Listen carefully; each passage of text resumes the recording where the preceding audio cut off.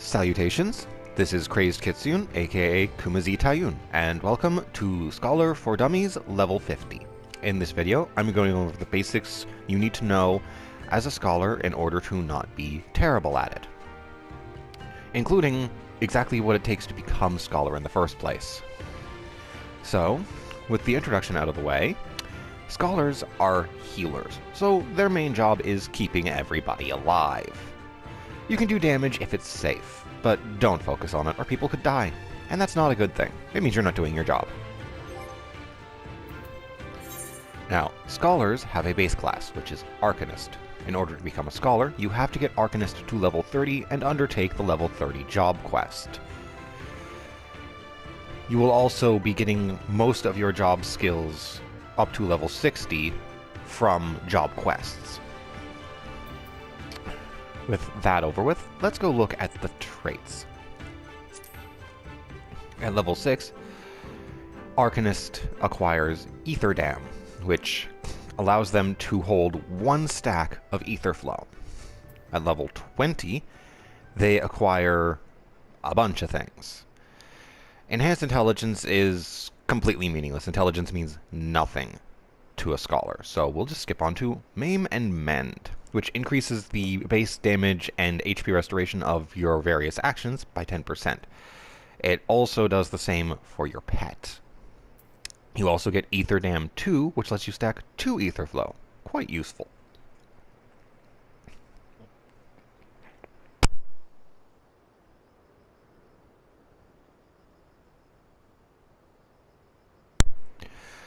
Apologies for the clicking, that's me having to mute my mic because I'm just a little bit stuffed up and I don't want to subject you to the horrible noises that entails. You also get Enhanced Mind at level 20, which gives you 8 more mind than you would normally have. Mind is your primary stat.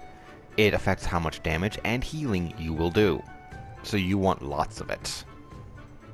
At level 26, you acquire Corruption Mastery, which will upgrade your Bio ability to Bio 2, which is just more powerful. At level 40, you get another Enhanced Intelligence, so again, basically pointless to you. You also get Maim and Mend 2, which is a 30% increase to the healing and damage you and your pet will do. So rather nice. And you get Ether Dam 3, your final Ether Dam ability. It lets you stack 3 stacks of Ether Flow, which is quite useful. And finally, you get Enhanced Mind 2, which gives you 16 mind, so even more damage and healing. Woohoo! Now, let's go look at the actions and such. At level 1, you have Ruin. This is a basic damage spell for Arcanists and Summoners and Scholars. It is a potency 100 attack that is on global cooldown.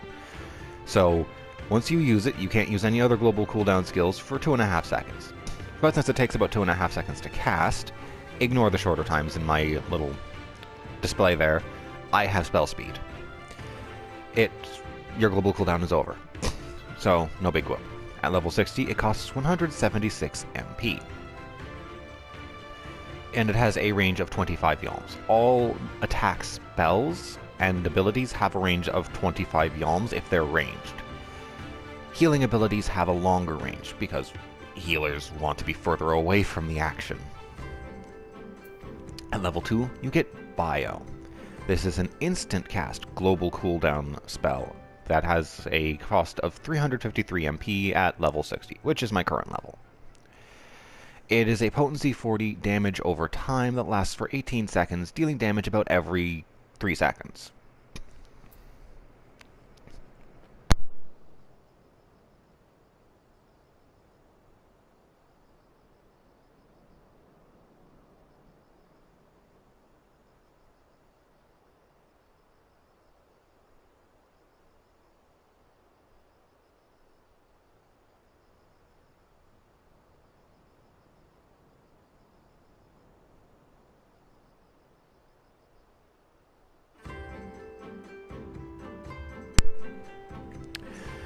At level 4, you get Summon. This is a 3-second cast time global cooldown spell. 884 MP at level 60, and it summons a healer type pet to fight at your side. Yeah, it doesn't fight. It doesn't do damage. It heals. But it's still useful. You also get Physic, which is your bread and butter, you're using this a lot, healing spell. It's a 2-second cast time, 442 MP at level 60. It's a potency of 400 on one target. You're going to be using this quite a bit, so get used to it. At level 6, you acquire Ether Flow, and you also, this is when you've gotten your first Ether Dam trait. Ether Flow is a 60-second cooldown instant ability. It restores 10% of your maximum MP on use, and gives you infinite duration stacks of Ether Flow, which are used for certain special skills, such as Energy Drain, also acquired at level 6. It has a 3-second recast, it's instant, it's not a part of your global cooldown, so you can use it alongside casting Ruin and Bio and the like. And it is a potency 150 attack, which will absorb a portion of the damage it deals as HP and will restore some of your MP, but does consume a single Ether Flow.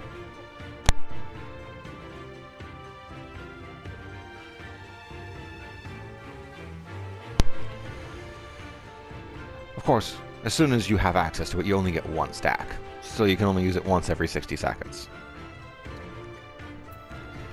At level 10, you acquire Miasma. This is a 2.5 second cast global cooldown spell. It costs 442 MP at level 60. It has a direct impact potency of 20, and applies a potency 35 damage over time effect that will last for 24 seconds. This doesn't mean you stop using Bio. You start using them both. And if you're going to be doing damage, you also try to maintain them for as long as you can. At level 15, through a class quest, the first class quest that gives a skill for Arcanist, you should be doing your class quest, by the way, you acquire Summon 2. This is another 3-second cast global cooldown spell. It costs the same as Summon, 884 MP. And it summons a support type fairy to, again, quote-unquote, fight at your side. This fairy has no offensive abilities, just like the other one. It's entirely for healing and support.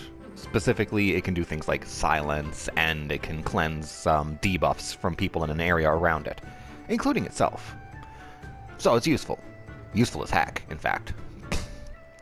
At level 18, you acquire Sustain.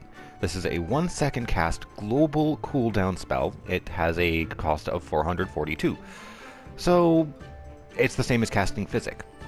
This spell targets exclusively your pet, and will cause them to recover 8% of their HP continuously over the next 9 seconds. So if your fairy is taking a beating, you may want to just toss a sustain at it so it can not die.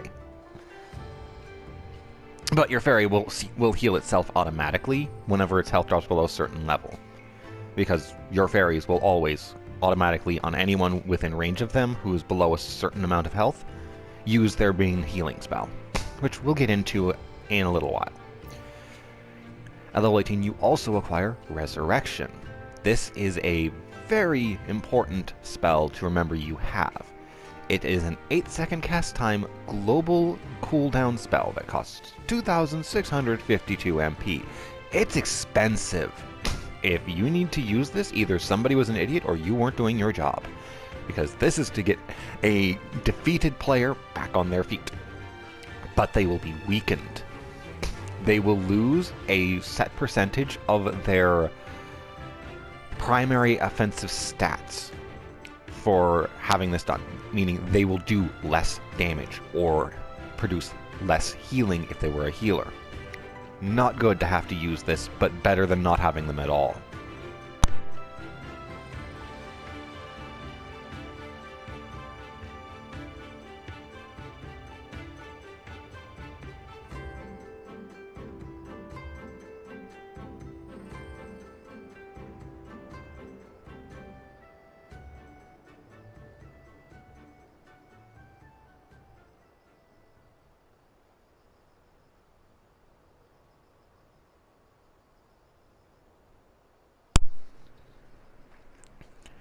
At level 26, you acquire Bio 2. This is an instant cast global cooldown spell. It costs 530 MP at level 60, and as you saw with the trait, it at level 26 replaces Bio. It is a potency 35 damage over time that lasts for 30 seconds, which, yeah, it's got 5 less potency, but it lasts almost twice as long, so it still gets more damage. It also makes maintaining your damage over time effects easier. At level 30, you have your final class quest as Arcanist, which will give you the Bane skill. This is a 10-second cooldown instant cast Ether Flow ability, and what it will do is within a radius of 8 yalms around the target, spread the bio and miasma effects, excluding miasma 2, to all enemies within that area. The potency is reduced by 20% for the second enemy, 40% for the third, 60% for the fourth, and 80% for all targets beyond that number. So it does do less damage, but it is giving you a little extra damage on everything in the fight. So if you want to do damage, and it's a bunch of enemies, it's a good idea to do, because it costs you nothing other than an Ether Flow stack. Though there are things that, for a Scholar, are more important than using Ether Flow for this, which we will be getting into in just a little bit longer. The time remaining for the duration for the spread dots is the time remaining of the original effect, and there's a 15% chance that if their durations are shorter than their original, that it will refresh them. At level 38, you acquire Ruin 2. This is a global cooldown instant cast spell that costs 353 MP and is a potency 100 attack. You may be wondering why you would use Ruin instead of it, because Ruin costs less. You don't want to burn through your MP on DPS if you can help it. This is only really used for optimal to squeeze in cooldowns, or you just can't sit still long enough to cast. Again, as a Scholar, your main focus is healing, not damage. At 42, you get Rouse. This is a 60-second cooldown ability, which will increase the healing magic potency and damage dealt by your pet by 40%. While they're roused, your pet also cannot be stunned, slept, bound, or heavied. This effect lasts for 20 seconds. It's very useful if you need a little more healing than you currently have, because making your pet heal harder is useful. Also, making it so that your pet can't be in any way impeded in doing its job is also helpful. And finally, at level 50, Arcanist's final ability is Shadow Flare, a 60-second cooldown that allows you to place a 5-yalm radius, meaning a 10-yalm wide, damage area on the ground.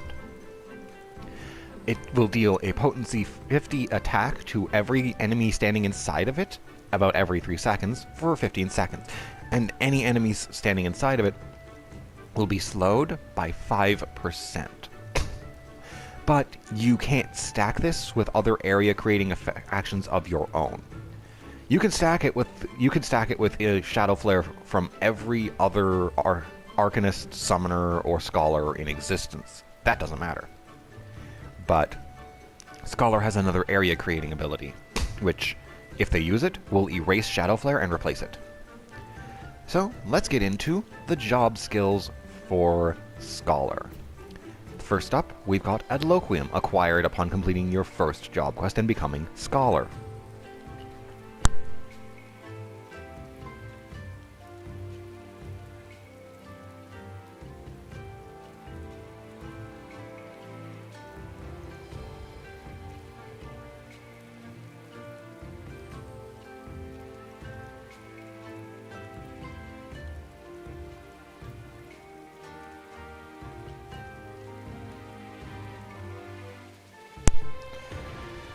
Adloquium is a 2-second cast time global recast spell. It costs 1,149 MP at level 60. It is not outright more powerful than Physic, but it has its uses. You're still going to be using Physic more often, but in intense situations, or just before a fight, you're going to be putting Adloquium on in the tank, because it is a Cure Potency 300, and it will put a shield on the tank equal to the amount of healing it did that will absorb damage. But here's the fun part. If you get a critical heal, the shield is doubled. The shield will last for 30 seconds or until it's been damaged enough to fall off. Your shields do not stack with the Nocturnal Sect shields of Astrolosians, meaning if you have an Astrolosian in your party, they should be in Diurnal Sect, because their shields will interfere with yours, and your shields, if you're getting lots of crits, are just better than theirs. At level 35, you get Succor. This is a 2.5 second cast global cooldown spell. It costs 1502 MP at level 60, and it has a 15 yalm radius centered on you. It is a potency 150 heal on yourself and all allies, and it will put a shield on everyone it affects equal to 150% of the healing it does. So however much it heals, add half of that on top, that's your shield. The shield lasts for 30 seconds or until stripped away by damage. Again, it doesn't stack with the Nocturnal Sect shields of Astrolosians. At level 45, yeah, we skipped level 40. Go figure.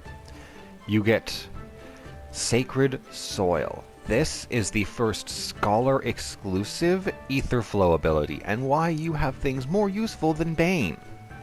Because this 30-second cooldown will allow you to create an area on the ground 16 yalms wide that will reduce the damage all party members take by 10%.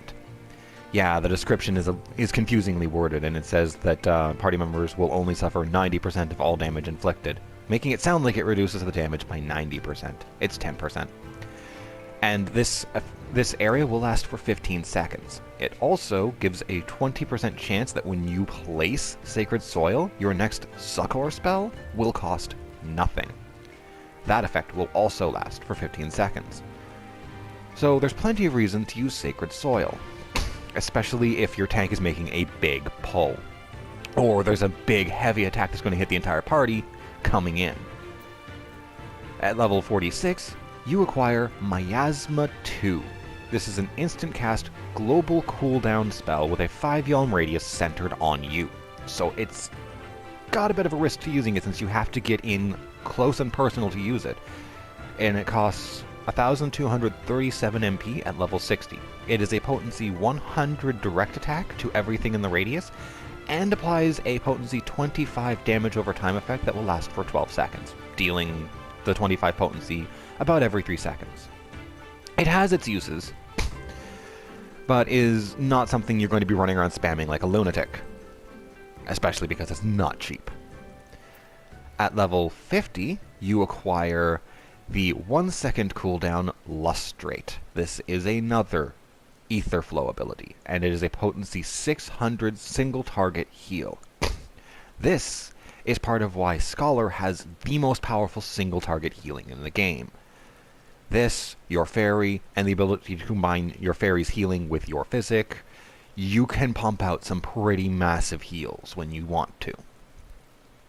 And that is the end of everything you will have at level 50 for being a Scholar. Now let's take a look at the role actions, and we'll talk about the ones I have equipped. They may not be the best, but they're the ones I find useful. At level 8, at level 12 you unlock your first role action slot.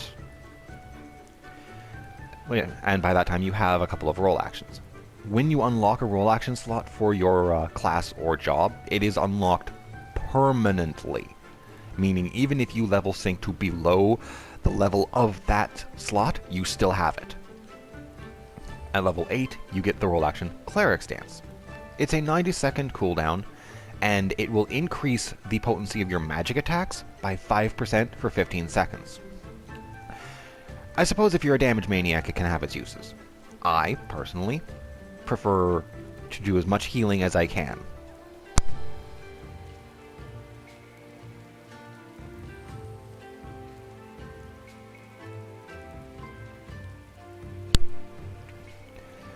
At level 12, you acquire Break.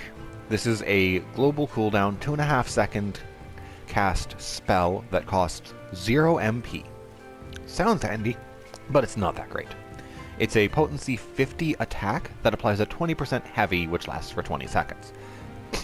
It can have its uses, but more often than not, you're going to have better things to do with a cast time than throw this at an enemy. At level 16, you learn Protect.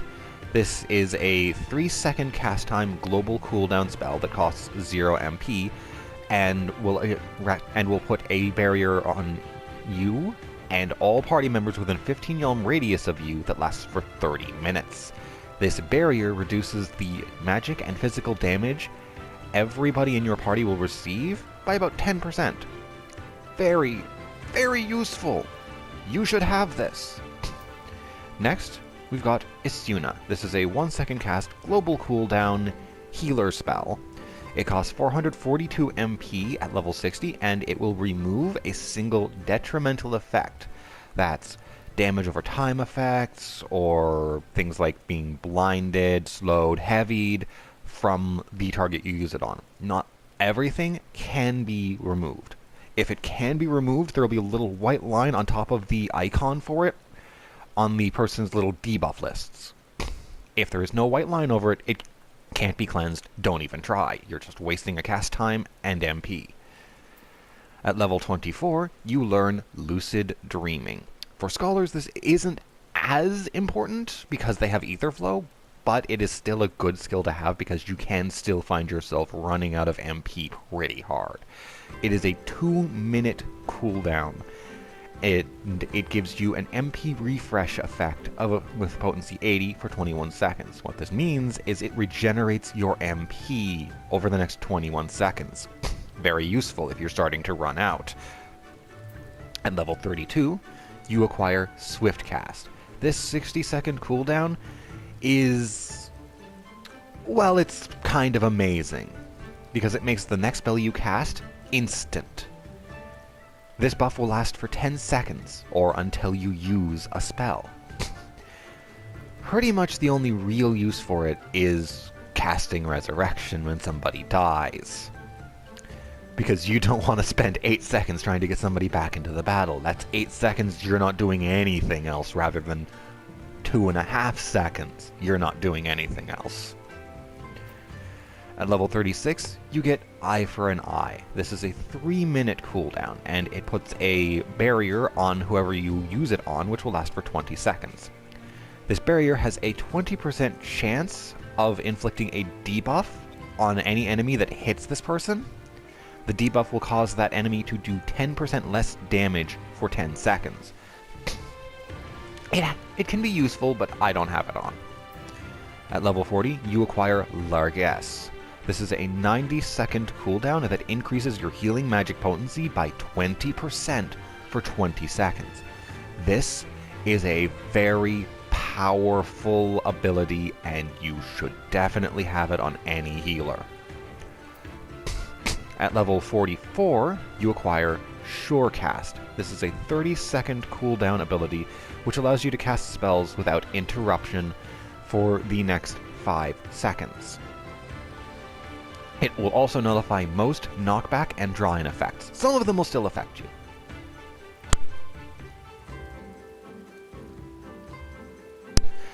Now, important to note, if you move, you interrupt your cast, no matter what. The knockback and draw-in immunity is so that enemies can't forcibly move you. And finally, at level 48, you acquire Rescue. This is a 2.5-minute cooldown, which will pull a party member to you. Any party member within 30 alms of you, you can yank them to you. The only real use for this is if you have somebody who refuses to get out of AoEs and you're trying to keep them alive. It also doesn't work outside of combat, or if the opponent is suffering things that bind them in place. So while it does have its uses, it's not the most useful, at least not from what I've seen. Now, let's look at the pet abilities. These are either commands or just the abilities that pets possess. There's Away, which just desummons your pet. Heal, which tells them to follow you. Place, which will order them to go stand in a specific spot. Stay, which will just tell them to stay wherever they are when you use the command. Guard, which will tell them to not attack until you attack or are attacked. This one is completely pointless for scholars because your fairies can't attack. Steady, which tells them to not do anything unless ordered to, except they'll still heal. They will still use their primary healing spell no matter what. You can't make them stop. Sick is a stance for them. Fairies, if your pet is in sick, it will just do whatever the heck it wants, which generally means wasting its abilities. Obey is what you want your pets in pretty much all the time, because it allows you to order them to use abilities when you want them used. Now, let's get into the specific abilities of each of your fairies. At level 1, the fairy you summon with the basic summon spell has Embrace, which is a 2-second cast, 3-second recast, potency 250, heal. You can just have them using this all the time. And they also acquire Whispering Dawn at level 1, meaning they always have these abilities, no matter what, because you can't have them below level 4 anyway. This is a 2-second cast, 60-second recast. It has a 15 yalm radius around your fairy and will apply a heal over time to them and all allies within the radius. This heal over time is a potency 100, which lasts for 21 seconds. Then, at level 20, your fairy gains the ability to use Fey Covenant as long as it's level 20 or higher. This is a 2-minute cooldown instant ability with a 15 yalm radius around your fairy. It will cause everybody within this radius to take 20% less magic damage for 20 seconds. And at level 40, they have access to Fey Illumination. Again, it's a 15 yalm radius around your fairy, 2-minute cooldown, and it increases the spell-based restoration to themselves and everyone around them, the magic healing they receive, by 10% for 20 seconds. So this fairy, if you're expecting to do tons and tons of healing, is your go-to.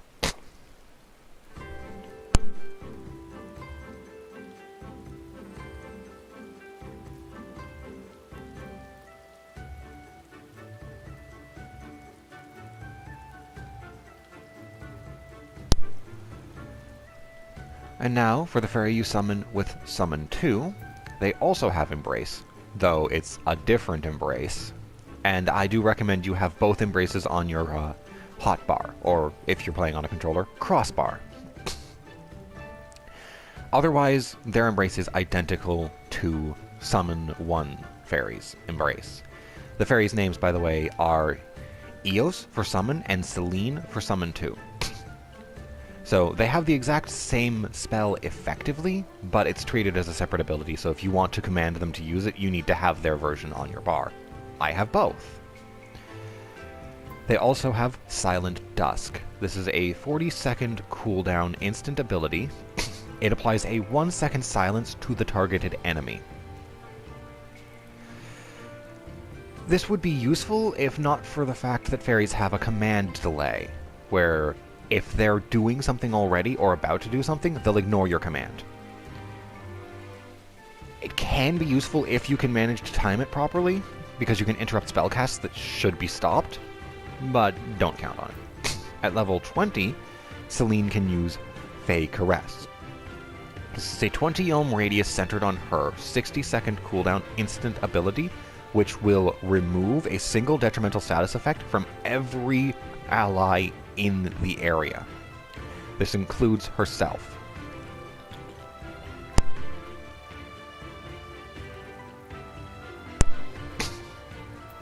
At level 40, Celine is able to use Fey Wind, another 20 yalm radius centered on her ability. It's a 60-second cooldown, and it's a haste effect. It gives you a 3% haste for 30 seconds. Everybody in the area around her and herself. Very useful for churning out quick heals or boosting the damage per second of your entire team. Oh, these are chocobo commands. Yeah, don't mind me. This is the first time I played since patch 4.1 came out. But with all of those covered, let's get into the demonstrations. So first up, I'm going to summon Eos. Hello, Eos. Okay, Eos, I want you to be on Obey, so I can tell you what to do. So, Eos, use Whispering Dawn.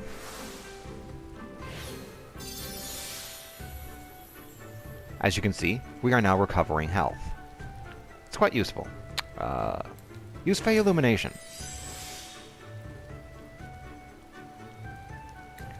And use Fey Covenant. Now we're taking less magic damage, receiving more healing.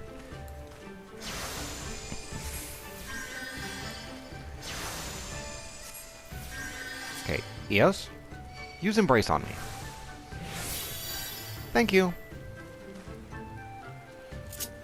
Now, let's summon Celine.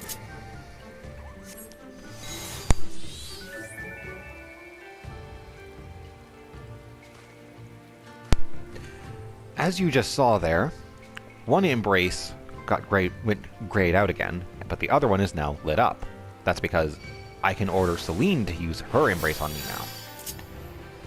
You'll also notice that some of their abilities share cooldowns. So I'll be demonstrating Celine's other abilities in just a little bit.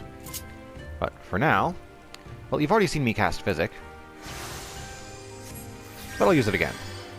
That's what I normally heal at, about 3,800 or so. Oh hey, my Adventure Squadron's done training. I'll go check in on them later.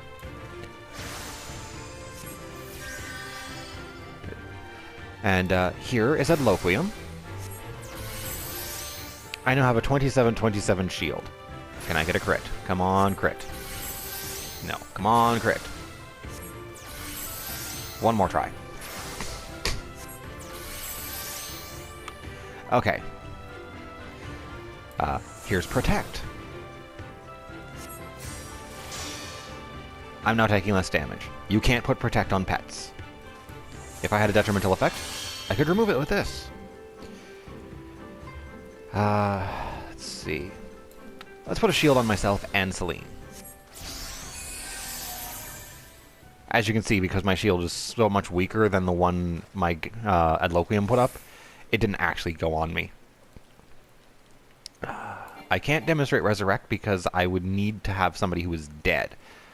But I can use Swiftcast and just use it on Succor again, for amusing reasons. Oh, hey look, I got a critical Succor.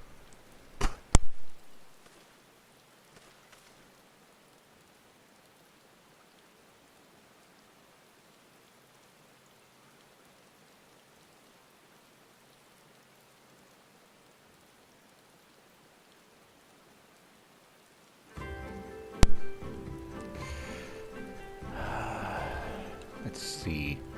Some of the skills on my crossbar are beyond level 50, and I won't be demonstrating them in this video. I unfortunately can't demonstrate to you Ruin 1 because I have a skill which replaces it at a level beyond 50, so we'll just be skipping that part of the demonstration. So let's see. Well, I've demonstrated all of my healing abilities. Let's pop Ether Flow. And let's put down a Sacred Soil. Ooh, free Succor. Or, no, that's not a free Succor. That's just me standing inside of it. I got confused. Ignore me! And let's use Lustrate. Yeah, that's a pretty big heal. It's very useful for when situations are getting a little bit on the dire side. For demonstration purposes, let's have Celine cast Embrace on me a couple of times so you can see how much she normally heals. About 1,500-1,600 or so. Rouse! Now heal me! Now she's healing a noticeably larger amount. Especially when she gets a critical. So, if you need lots of healing, this is a good skill to pop. Another good skill to pop if you need lots of healing would be Largesse. Because as you'll recall, I was healing around 3,800 before. Now I'm healing around 4,500. And this lasts for 20 seconds. So if you're in a situation where you need a lot of healing right quick, you can pop Rouse and Largesse. If you're running low on MP, you can activate Lucid Dreaming, which will also cut in half the amount of enmity you have, I believe. You're mainly going to need it for MP, more than likely. And now let's pop Ether Flow again, because I do have some non-healing Ether Flow abilities. Here's Shadow Flare. Yes, yes, I know, you hate me. I don't care. Now, we would cast Bio, Miasma. Now let's Bane you, hit you with Energy Rain, and Ruin 2. That's all of my abilities demonstrated at this point. That's everything I can currently do that's available at level 50. So, those are all the skills. It's pretty straightforward. Healers don't have much in the way of a rotation. The only real rotation you have is for your DPS, and that's just maintaining your Bio and Miasmas, because they have different durations, so you'll be cycling them at different rates. But you don't... So if you're doing damage, you want to make sure if they get to about 5 seconds, you refresh them. Other than that, there's not much else. But as a scholar, your Ether Flow stacks, you're likely going to want to hold on to them occasionally for Lust Rate if you expect your tank to be taking lots of damage. Otherwise, you can be throwing around Sacred Soils to reduce the damage they're taking. Especially if you know a party-wide attack is about to hit, your party should be gathering into your Sacred Soil so they take less damage, because it just makes it easier for you to heal them up. Because as you may have noticed, Sucker has a rather low healing ratio. You don't have a lot of AoE healing. You're single target primarily, so it's harder for you to heal lots of damage on lots of people at once. But I hope this video has been helpful and informative. If it hasn't, I will have to return to my studies. Until my next video, goodbye.